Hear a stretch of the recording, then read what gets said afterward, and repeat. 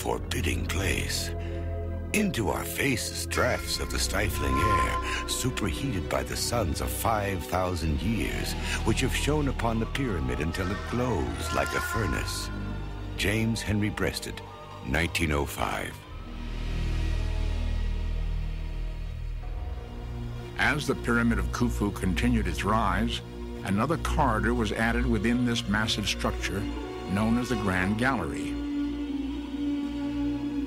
The perspiration pours down our faces as we rest after the ascent. We are at the top of the Grand Hall and are looking down its slippery slope, congratulating ourselves that we have reached the level at the top. The ascent of the hall is none too easy. James Henry Breasted, 1905. This 153-foot-long vaulted passageway ends in a red granite room, the final resting place for the pharaoh.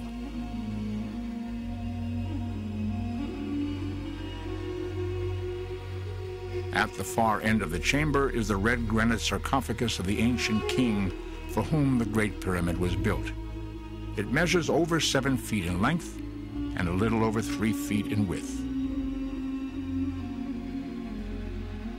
Here is supposed to have slept one of the greatest rulers of the earth, the king of the then greatest kingdom of the world, the proud mortal for which this mighty structure was raised.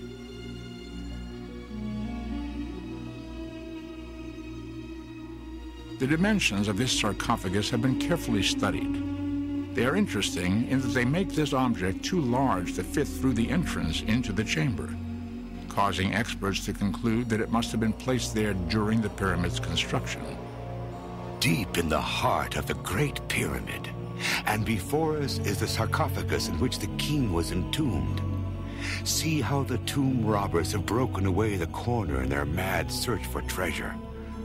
There his body was torn from its resting place. James Henry Breasted, 1905. According to the Egyptians' beliefs, once the pharaoh was mummified and his body was set inside his sarcophagus, he would then rise up and out of the pyramid. By moving the burial chamber into the body of the structure, the ancients feared the original entrance would be too difficult for the dead ruler to find.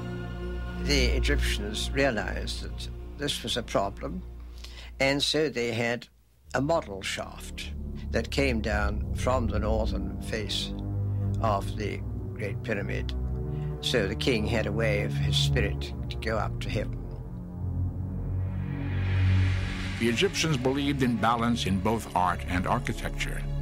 Therefore, they constructed a